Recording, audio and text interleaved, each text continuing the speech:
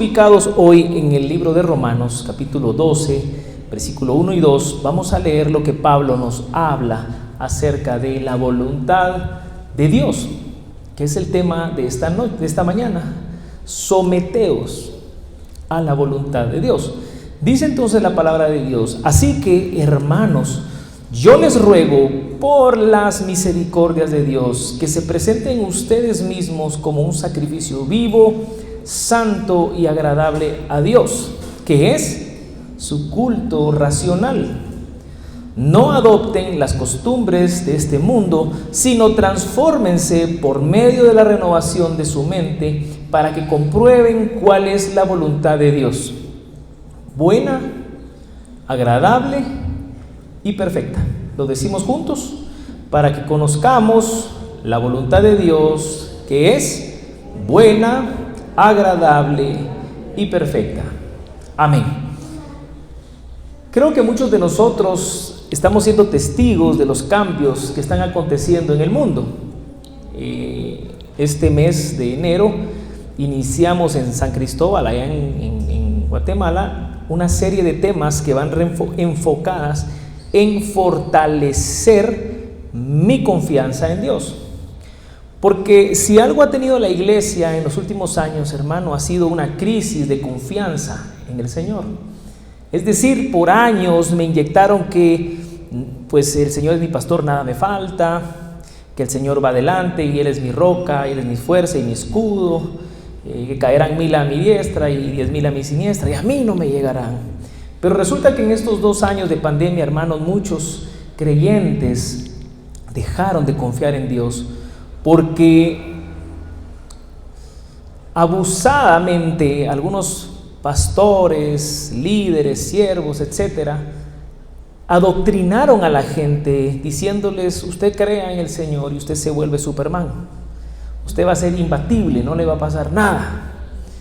Y de esa cuenta surgieron coros en la pandemia, como por ejemplo: ya no soy esclavo del temor, o aquel de milagroso, abres caminos, cumples promesas, etcétera, etcétera. Y eso se volvieron himnos momentáneamente de muchas personas hasta que sucumbieron.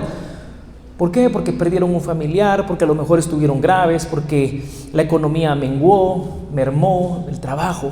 Y muchos cristianos, en vez de refugiarse en la iglesia, se refugiaron nuevamente en su propia prudencia. Y la palabra del Señor nos dice que no confiemos en nuestra propia prudencia, sino que confiemos en el Señor, que Él tiene todo lo que nosotros necesitamos. Ahora, ¿qué es todo lo que nosotros necesitamos? ¿Aquello que nos falta o aquello que realmente necesitamos tener? Cuando nosotros recitamos el Salmo 23 y decimos: el Señor es mi pastor, nada me faltará, hermano, yo empiezo a ver mi lista de faltantes y digo: me hacen falta muchas cosas. No miro que ese salmo se empiece a hacer vida en mi corazón. He querido tal vez un carro último modelo, de tal marca. He querido tener la casa de tal y tal proporción. He querido tener el trabajo de toda mi vida y no ha venido. Y entonces empezamos a malinterpretar que las promesas del Señor tal vez no son ciertas. Y eso, hermano, ha afectado a la iglesia de tal manera que hoy tenemos un 30%, 40% tal vez de vuelta en las iglesias. El resto, hermano, tomó caminos diferentes, ¿verdad? Les perdimos la pista a muchos. Bendito Dios, en esta iglesia no fue tan duro el golpe. No tengo conocimiento cuántos de aquí pincharon llanta, ya no volvieron, pero supongo que han de ser muy poquitos. Allá en San Cristóbal fueron muy poquitos, ¿verdad? O algunos que todavía van y vienen, ¿verdad? Pero miren, hermanos, lo importante de esto es reconocer que en todo momento estamos sujetos a la voluntad de Dios. Cuando nosotros conocemos que la voluntad de Dios es buena, agradable y perfecta, debemos entender a qué se refiere el mensaje, porque no siempre lo bueno para Dios va a ser agradable para mí. No siempre lo agradable de Dios va a ser perfecto para mí. Y no siempre lo perfecto de Dios va a ser bueno para mí. Tenemos que entender hoy, en esta mañana, que la voluntad de Dios va más allá de lo que nuestros ojos y nuestro corazón y mente perciben, van más allá de eso. Los propósitos de Dios son eternos. Los propósitos de Dios son fieles. Así que dice la palabra que para conocer nosotros la voluntad de Dios, hermanos, les ruego, dice Pablo, por las misericordias de Dios. No habla por la misericordia de Dios, por las misericordias de Dios, porque Pablo está reconociendo que Dios, si fuese solamente misericordioso, hermano, eso ya no sería misericordia. Y quiero que me entienda esta parte, porque muchas veces nosotros, cuando hacemos una reflexión o pensamos en algún problema de una persona y decimos, el Señor tiene misericordia, no sabemos muchas veces lo que estamos diciendo. La misericordia nace, lo voy a decir de esta forma, selectivamente en el corazón de Dios. No es como un chorro inagotable que está todo el tiempo abierto y que vamos a la misericordia de Dios y la alcanzamos. No funciona la misericordia de Dios así, sino que antes de su misericordia está su soberanía. Y el cristiano, hermano, ha entendido mal la misericordia y ha entendido mal la soberanía de Dios. Cuando Dios es soberano, Él traza un punto y termina en otro. Esa es su soberanía.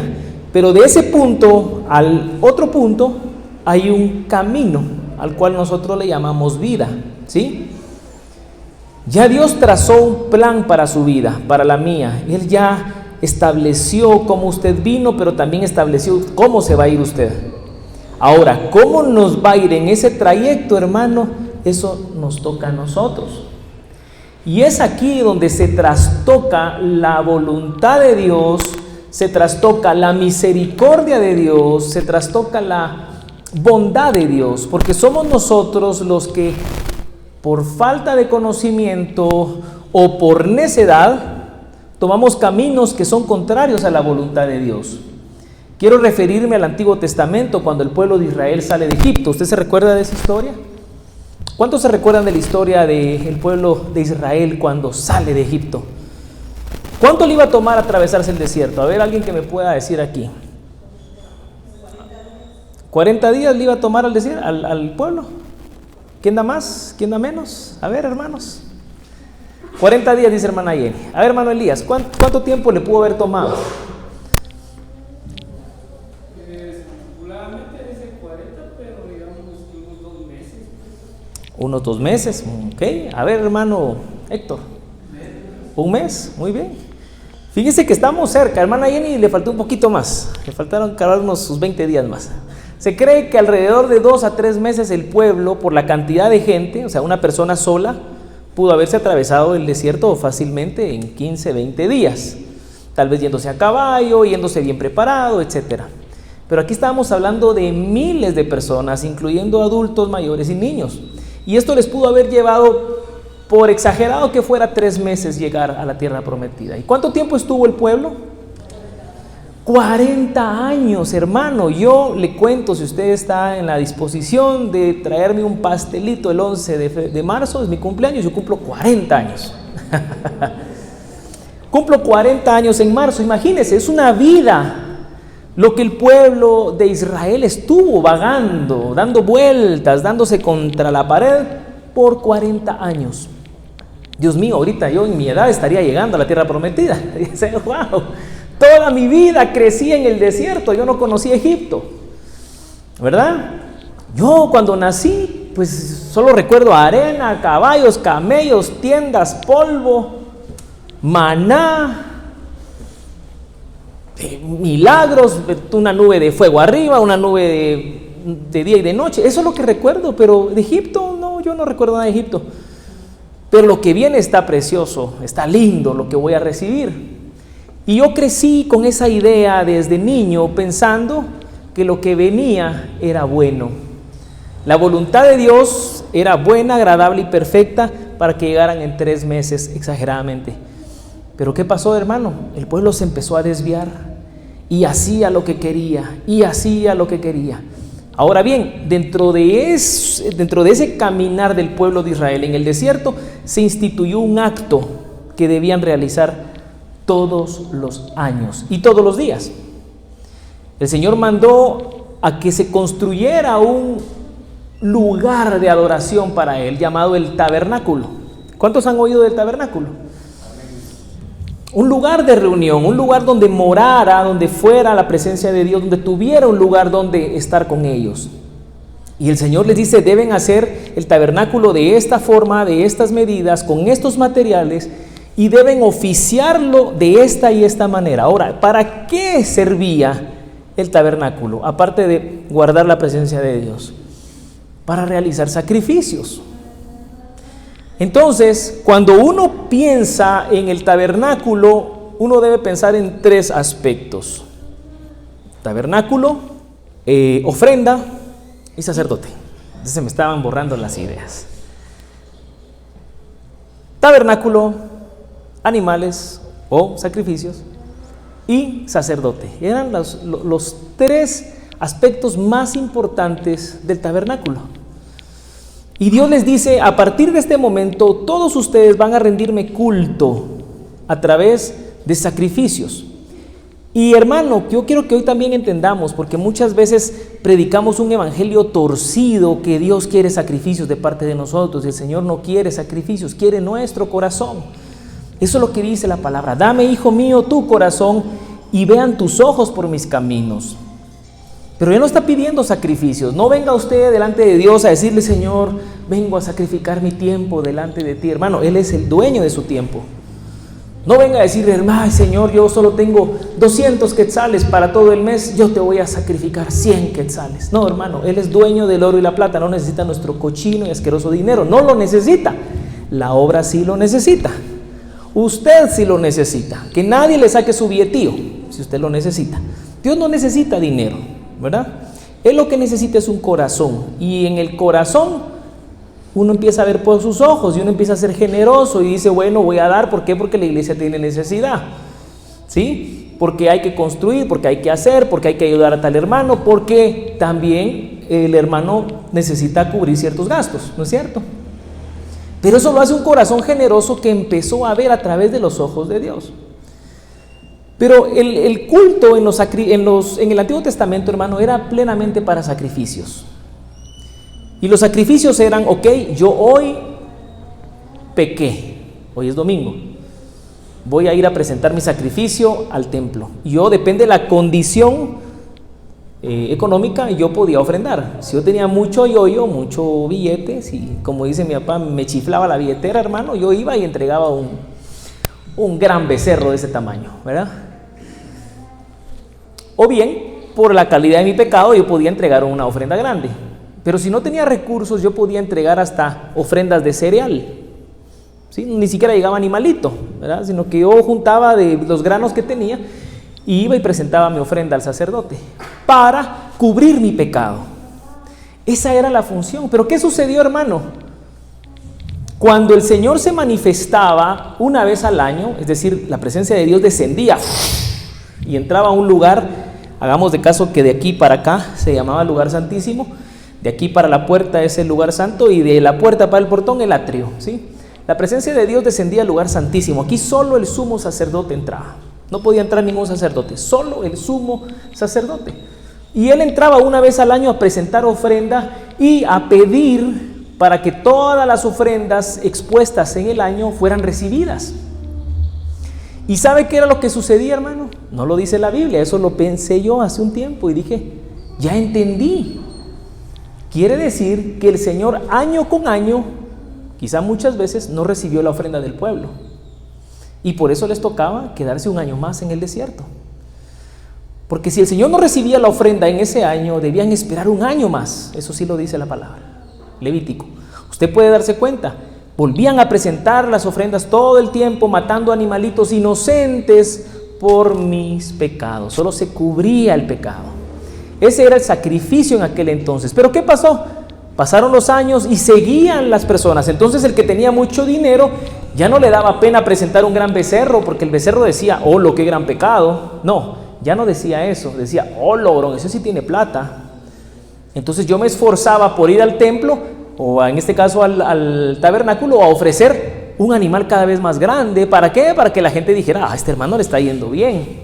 Entonces ya no había una confrontación con mi pecado, sino que el pecado que yo cometía iba acompañado de otro pecado más, que era la arrogancia. Y entonces pasaba un año, el Señor llegaba y no tomaba la ofrenda del pueblo, por lo tanto le tocaba otro año más en el desierto. Usted lo puede leer, hermano, y hay cosas que no las dice literal, sino que hay que entenderlas. Entonces, si la ofrenda era recibida, gloria a Dios, hacían fiesta. Muchachos, recojan todos los telenques, seguimos caminando, el Señor aceptó la ofrenda. ¿Se dan cuenta por qué yo creo que fueron 40 años de puro tropiezo del pueblo? Dios no recibía la ofrenda. Bueno, pasaron los años hasta que se instituyeron y bueno, llegaron a ser ya un templo. Ya no se hacía el tabernáculo, sino un templo. Ya no se movía, ya no era un templo portátil, sino que era un templo fijo. Pero resulta que cuando el gran Herodes estaba por construir y terminar ese templo, Jesucristo mismo le dice a sus discípulos, ese templo yo lo destruyo en 3 días y en esos mismos 3 días lo reconstruyo. Ok, ahí nos da una idea de cuál es nuestro culto racional por lo que estamos oyendo. Ya no es sacrificios, ya no es tabernáculo o templo. Ahora Jesucristo se presenta como el templo para nosotros. Ok, ahora resulta que cuando Jesucristo muere, dice la palabra de Dios que el velo que dividía el lugar santo del lugar santísimo se rasga, ¡ra!, se rompió. Y eso para nosotros significa que ya no hay sumos sacerdotes. ¿Por qué? Porque el gran sumo sacerdote se llama Jesucristo. Ahora la segunda parte importante de los sacrificios es Jesucristo. Jesucristo es el templo, ahora Jesucristo es el sumo sacerdote. Ok, Jesucristo es sacrificado en la cruz del Calvario como el Cordero perfecto. Ok, ya no hay tabernáculo, ya no hay templo, ya no hay sumo sacerdote. ¿Qué hago con la ofrenda? Nada, no me sirve de nada la ofrenda porque ya no hay templo, ya no hay sumo sacerdote. Porque ahora resulta que la ofrenda es Jesucristo mismo. Entonces, no sé si me capta lo que le estoy diciendo. Para nosotros, nuestro culto racional, según lo que dice Romanos, es Cristo. Ya no es el que usted venga aquí con su pandereta, o que venga usted a danzar, o que venga usted a tocar sus instrumentos. El culto para nosotros se llama Cristo Jesús. Me fui a dar esta vuelta un poco larga para que usted entienda, y yo también voy entendiendo porque yo también aprendo con usted, a lo que Pablo se refiere con presentarnos delante de Dios con un cuerpo vivo, santo y agradable, que es nuestro culto racional. Ahora bien, ¿qué es culto racional, hermano? Hagamos una separación. ¿Qué será un culto espiritual? Es una celebración de espíritu, ¿no? Pero un culto racional, ¿qué será? Una celebración utilizando el cacumen, como dicen, ¿verdad? La maceta, decían los patojos antes. Que no les sirva solo para peinarse o para ponerse gorra. Así decían los hermanos también. O a mí me decían en el colegio, ¿verdad? Cuando no me entraban las mates o a mis compañeros, que no les sirva solo para la gorra, muchachos, decían, usen la cabeza. Bueno, eso dice Pablo, que nuestro culto sea racional, ¿sí? Que nadie venga, ni yo, ¿verdad? Venga un día a decirle, hermana Jenny, le profetizo en el nombre de Jesús que usted va a tener sanidad divina y bla, bla, bla, bla. Mire, hermana, tírele el zapato. Tírele el zapato. Porque eso no es racional. Pablo dice, debemos ser racionales con nuestro culto. Pero resulta que nosotros somos muy espirituales, espiritualizamos todo, hermano.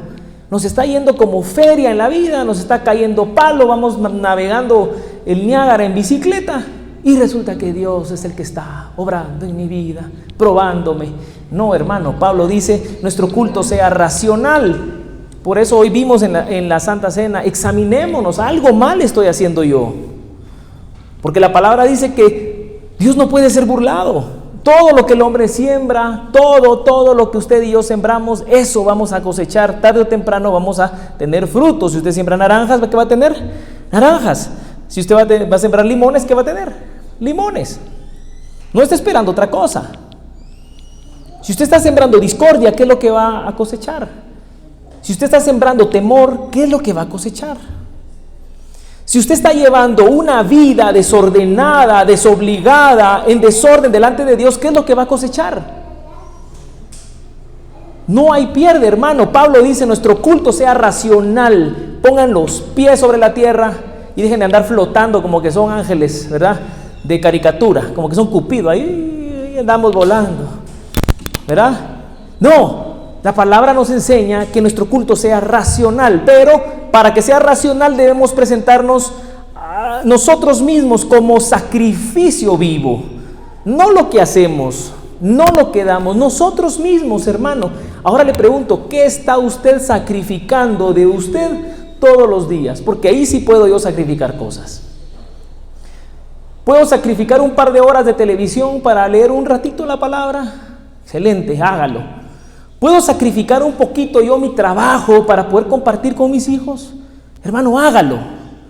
¿Puedo sacrificar mis propios deleites y deseos por compartir con los demás? Hermano, hágalo. Esos sacrificios son válidos para nosotros, pero no se los presente a Dios como que, yo soy el gran sacrificado. No. Nuestro culto sea racional. Nuestro cuerpo, hermano, ¿qué estamos haciendo con nuestro cuerpo? Ay, hermano, yo como danzo. Bueno, ese es el domingo, pero ¿qué hace de lunes a sábado? ¿Qué hace con su cuerpo? Hermanos, que fíjese que nunca me quito el suéter porque me van a ver mi tatuaje. Hermano, pensemos nada más. Yo no estoy en contra de los tatuajes siempre y cuando usted haya razonado si eso beneficia en algo a usted y al Señor, ¿verdad? ¿Qué estamos haciendo con nuestro cuerpo? Esa es la pregunta. Los jóvenes, ¿qué estamos haciendo con nuestro cuerpo? ¿Qué nos estamos metiendo con nuestro cuerpo? ¿Estamos entrando duro a la bebida? ¿A las drogas? ¿Qué estamos haciendo? ¿Teniendo sexo libre todo el tiempo? Al fin y al cabo me protejo, no pasa nada. ¿Eso es tener un culto racional delante de Dios? ¿O es querer engañar al Espíritu Santo diciendo, yo soy muy cristiano, yo soy muy ungido, y aquí resulta que, hermano, por los frutos nos damos a conocer? Y dos, lo que sembramos, cosechamos, hermano. Si alguien viene, yo vengo periódicamente, y si don Joel me dice, mire hermano, ¿qué le parece ese platanal? Y le voy viendo forma de naranja, hermano, ¿qué cree usted que le voy a decir a don Joel? ¿Usted cree que estoy loco? Le voy a decir yo. Ahí está el gran platanal y diciéndome que ahí están las naranjas, ¿verdad? No, no se puede. No se puede, hermano. No podemos pintar las cosas de lo que no es. ¿Y sabe por qué? Porque los primeros que se dan cuenta son los nuestros hijos, nuestra familia. Por eso hay muchos candiles de la calle, oscuridad de la casa. ¡Wow! Son súper espirituales y flotan en la iglesia, pero en la casa los hijos no creen en sus padres, menos en la iglesia. Yo tengo N cantidad de amigos que fueron hijos de pastor y que no tienen nada que ver con la iglesia ahora. Pero yo siempre vi muy comprometidos a los papás en la iglesia. ¿Qué pasó ahí? Dejamos y perdimos nuestro culto racional por un culto espiritual, o un culto que no tiene nada que ver con nosotros. Pablo dice, sometan su cuerpo como sacrificio vivo. Ahora bien, santo. ¿Qué es santo, hermano? ¿Alguien me puede decir qué es santo? Apartado, muy bien. Pensé que me iban a decir aquel que estaba en un nicho ahí y que no se mueve. No, hermano, apartado, exactamente, eso significa apartado. Significa santo. Usted y yo hemos sido apartados, escogidos, hemos sido santos, ¿verdad? ¿Por qué? Porque Él nos santifica. Por Él somos santos, no por nosotros. Por nuestra manera de vivir, de plano sí, no. En vez de aureola, cachitos nos salen a veces, ¿verdad? Pero tener una manera santa de vivir no significa que usted tenga cara de la Mona Lisa, ¿verdad? Que ni se ríe ni está enojada, no se sabe qué cara tiene la Mona Lisa, ¿verdad? No. Santo significa que usted tenga un sentido de pertenencia, que usted sabe quién es su padre. O hay algún huérfano por aquí. Levante la mano, a ver. ¿Quién de aquí es huérfano? ¿O todos saben quién es su padre? Yo sé quién es mi padre. Mi Padre que está en los cielos, Él es el que me cuida, el que me guarda, el que me libra, siempre y cuando yo desee en mi corazón que Él siga siendo mi Padre. Cuando yo me aparto, entonces yo me rompo la cara, yo me golpeo. ¿Qué pasa con los que tienen hijos chiquitos? Cuando empiezan a caminar, ahí va uno, ¿verdad? Hasta con dolor de espalda, dándole la mano a los niños que no se caigan. Pero ahí está el niño que se quiere soltar. Bueno, lo soltamos, ¿qué pasa? Pongón el cuentazo. ¿Y de ahí quién está ahí con ellos? Uno, ¿verdad? Uno está ahí sobándole las rodillas, echándoles agua, esto y lo otro, levantando a los niños. ¿Por qué? Así es nuestro Padre con nosotros. Por eso yo tengo un sentido de pertenencia. Cuando yo me salgo de su voluntad y me golpeo, sé que Él está ahí, si yo lo busco. Si yo le digo, no quiero que te metas conmigo, no tienes nada que ver conmigo y este es mi rollo, pues el Señor también dice, bueno, es tu rollo, yo no me meto contigo. Hermano, nuestro culto debe ser sacrificio vivo, santo, ahora agradable a Dios. ¿Qué es agradable a Dios? Es ser bonito. Es que mire yo, hermano, ¿no le parece que soy guapo? Así me ve el Señor a mí. Tan lindo que me ve el Señor. Hermano, no es así como Dios nos ve. Para Dios no hay guapos ni feos. ¿Sabe cómo nos ve Dios?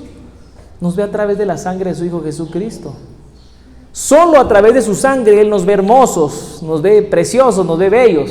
De lo contrario, Él ni nos ve, ni nos pela. ¿Por qué? Porque es a través de la sangre de nuestro Señor Jesucristo que Él nos ve. Pero ahora bien, ¿qué es agradable? Dice la palabra en Hebreos que sin fe es imposible agradar a Dios. Y fe no es solamente creer, hermano, porque los demonios creen y tiemblan. Creer va más allá. La fe, más que creer, es accionar.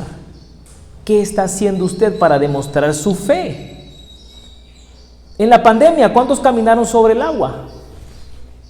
Yo puedo dar testimonio que caminé sobre el agua. ¿Fácil? No. No fue fácil. ¿Hubo dudas? Sí. ¿Incertidumbre? Sí. Pero mi fe se mantuvo hasta el final de este proceso. ¿Y qué pasó? Mi fe se fortaleció. Crecí más. No es jactancia, es glorificar a mi Señor, porque gracias a Él mi fe ha crecido un poquito más.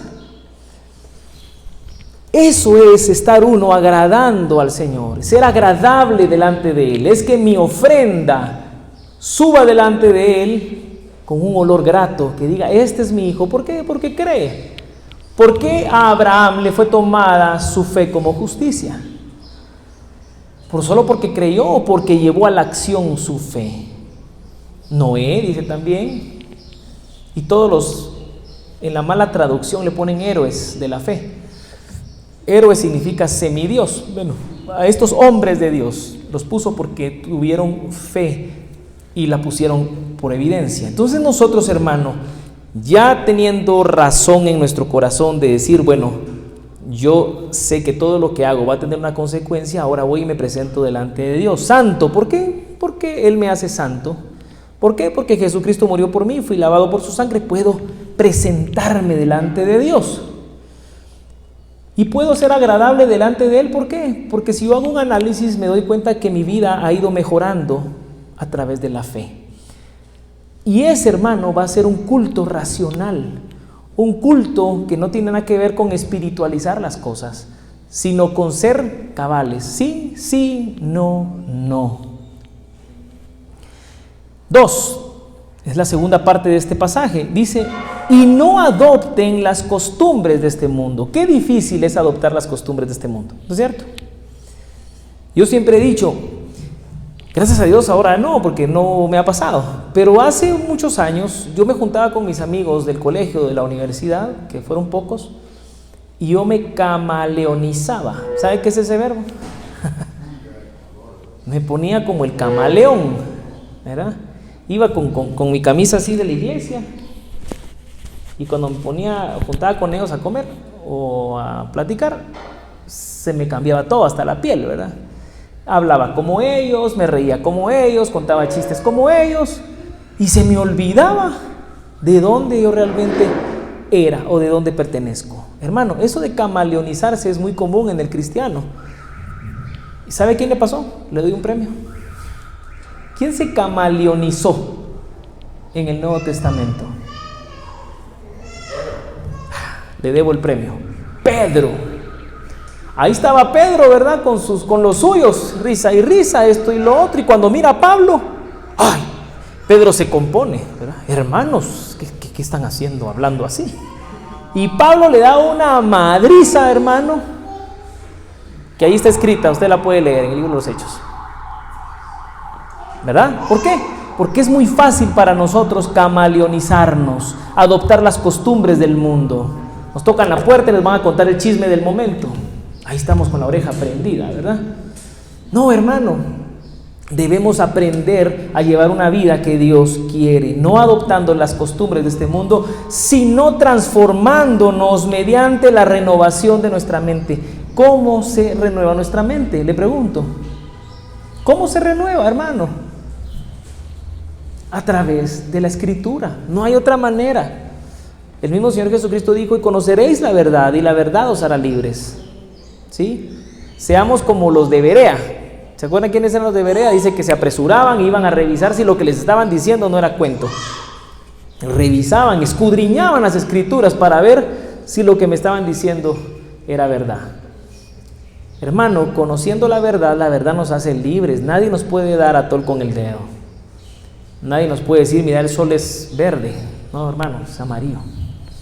Bueno, ni amarillo, es rojo, naranja, pero no es verde el sol, ¿verdad? Entonces la renovación de nuestra mente se da con un trabajo constante. Hermano, lo felicito si usted se está congregando todos los domingos. Eso es parte de renovar nuestra mente. Si usted es de los que lee, tiene un devocional familiar, lo felicito. Eso es renovar nuestra mente. Ver las noticias a nuestro alrededor y empezar a entender que la palabra también nos llama la atención para ser responsables con lo que está pasando, hermano, eso es renovar nuestra mente. Viene una agenda torcida y peligrosa, se lo he dicho, ¿verdad? Ya el mundo instalado, la libertad de género, y hay otra peor, que es la libertad de meterse con los niños. Hermano, eso es diabólico, eso es terrible, eso lo está implementando el sistema del anticristo, que ya Pedro nos dijo que ese sistema ya estaba en marcha. Solo falta ver cuántos más se van adaptando a ese sistema. Pero el mundo, hermano, cada vez está terrible. No sé si vieron ustedes la entrega de los premios Grammy. Ay, no, hermano, yo solo miro el canal 27 o Enlace. Yo no lo vi, pero me enteré en las noticias y me fui a verlo. Hermano, yo le aconsejo que usted le dé una miradita a lo que hicieron ahí. Hicieron un ritual satánico con 2 artistas. Y muchos que no son cristianos, son youtubers que se dedican a ver la vida de 1000 colores. Ellos mismos dicen que lo que hubo fue un ritual satánico, un culto de iniciación. Antes, en los años 80 y 90, yo recuerdo que mi abuelo nos enseñaba algunas fotografías de prensa o de revistas, algo gachas, ¿verdad? Así bien fotocopiadas, porque era lo que había. Donde en un bosque en Estados Unidos, en no sé qué lugar, estaban haciendo una iniciación satánica. ¿Cuál era la iniciación? Un círculo, varios miembros del grupo alrededor del círculo dando vueltas y el iniciado en el centro. Y adentro del centro después dibujaban un pentagrama o una estrella de 5 picos y sobre esos 5 picos o sobre esa estrella, ya realizaban sacrificios. Gatos o cualquier cosa, algunos decían que hasta niños, ¿verdad? Yo no lo sé. Pero eso pasaba en los bosques refundidos, era una minoría minúscula. Hermano, hace 15 días lo hicieron por televisión, en un escenario, delante de todo el mundo. Miles de personas en ese lugar aplaudían y gritaban por el show que se echaron cuando estaban haciendo ese ritual de iniciación satánica. Usted lo puede ver, hermano. Los Grammys, que se le quede. ¿Y sabe por qué, hermano? Porque cuando usted mire artistas cristianos recibiendo un galardón del Grammy, vea usted entonces a quién están sirviendo. Pero no pueden salir 2 aguas de una misma fuente. Aquí me gustó una frase que dijo una vez hermano Elías, dijo: nadie puede servir a 2 señores, porque amará a uno y aborrecerá al otro. Yo hice la comparación y me fui y busqué a uno de los artistas más conocidos de años, que para mí, en mi corazón, tocó fuerte mi vida. Canto canciones de él, las últimas ya no las canto, lamentablemente, porque creo que es comercial, pero sale recibiendo el Grammy. Hermano, usted ve si le aplauden. Él dice: yo trato de dar y poner el nombre de Jesucristo en alto. Hermano, es que eso no fue lo que el Señor mandó a hacer. Pero si nosotros no estamos alerta, renovando nuestra mente, hermano, no nos damos cuenta y somos confundidos y atraídos por este tipo de cosas. Entonces, hermano, la iglesia debe cantar con entendimiento. Mis hermanos músicos, esa es una tarea que ustedes tienen. Cantar con entendimiento, no porque es lo que suena de moda. No, oigamos la letra, analicémosla, ¿qué dice? ¿Dónde dice la Biblia acerca de eso? Y entonces la alabanza va a llegar de una mejor forma al Señor. Pero si mi alabanza está inspirada en alguien que lo que buscaba era un premio y un galardón, hermano, no es por ahí el camino. Pero hermano, lo que está sucediendo en el mundo es terrible. ¿Vieron ustedes lo que pasó la semana pasada o esta semana con el terremoto en Turquía y en Siria? ¿Se dieron cuenta ustedes de lo que sucedió? Van no sé cuántos miles y miles de muertos. Todo, hermano, está escrito en la palabra. Esa serie estamos tocando los domingos allá. El domingo pasado yo hablé acerca de las guerras. Hermano, el mundo está a punto de entrar a una guerra.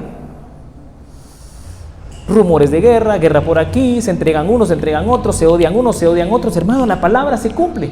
Ahora terremotos dice la palabra y mire lo que está sucediendo. Entonces, la renovación de nuestra mente tiene que darse día con día. ¿Para qué? Para que no nos agarren desprevenidos. Ahora bien, esto con un propósito. Y aquí viene lo lindo y con esto termino. Todo lo que les hablé tiene un propósito y es para que usted, para que yo, para que nosotros comprobemos cuál es la voluntad de Dios. Por eso, hermanos, hago un paréntesis. Los miércoles los hermanos están ahora estudiando los postulados. Estos postulados se hicieron, llevan ¿cuántos años? ¿Va? Mi abuelo murió en el 2003 y creo que en el 2004 empezamos con los postulados, para que usted tenga una idea. Son los postulados de fe, no son solo exclusivos de Iglesia Vida, hermano. La iglesia cristiana se fundamenta en esos postulados. Entonces, el compromiso que tenemos de poder estudiar esos postulados nos va a hacer renovar nuestra mente e ir comprendiendo cada vez más que la voluntad de Dios es buena, agradable y perfecta, aunque el mundo se caiga en pedazos. ¿Por qué? Porque si yo conozco que dentro de su voluntad Dios tiene cuidado de mí, de los míos, aunque yo me muera, Dios va a tener cuidado de mí, de los míos. Eso es lo que me lleva a entender que la voluntad de Dios es buena, agradable y perfecta. ¿Sabe quién logró llegar a ese conocimiento, hermano? Pablo. Y Pablo predicaba desde la cárcel, sin comida, semidesnudo, enfermo, sin dientes. Ese era Pablo, no era como lo pintan. Ciego, ese era Pablo, hermano. Busque usted en internet cómo eran los calabozos, o al menos trate de buscar cómo pudo haber sido el calabozo de Pablo, hermano. No tenían luz. A Pablo, cuando lo sacaron para ejecutarlo, Pablo iba literalmente ciego. Explíqueme cómo Pablo escribió las cartas. Solo pudo haber sido de un corazón comprometido con Dios. Pero Pablo dijo, ya sea que viva, ya sea que muera, del Señor soy. También dijo que la carrera que él estaba llevando, estaba por concluirla. La he terminado. Por lo demás, dijo, me aguarda la corona de justicia. Pablo sabía que había algo más después de esta vida. Nosotros vamos a ese conocimiento, hermano, porque yo no sé cuánto falte para que las cosas se pongan difíciles. Se lo voy a poner así. No sé cuánto tiempo falte para que podamos tener este templo cerrado y no podamos congregarnos, porque la libertad de culto se va a terminar. Vea noticias y se va a dar cuenta, la libertad de culto se va a ir terminando. ¿Por qué? Porque la iglesia está enfocada a la adoración a un solo Dios, a una sola iglesia, a una sola religión. Yo no me constituyo parte de esa religión. Mi Cristo no es negociable y no voy a rebajar su sangre al nivel de cualquier otro mortal, ¿verdad?, para satisfacer lo que el sistema pida. Por lo tanto, hermano, nos va a tocar a veces congregarnos en casas. La iglesia va a llegar a ser lo que fue desde un principio, chiquita y perseguida. ¿Lo dice la palabra? Lo dice. ¿Es bueno? Sí. ¿Agradable? Sí. ¿Perfecto? También. ¿Por qué? Porque eso dice que pronto estaremos con el Señor. Amén.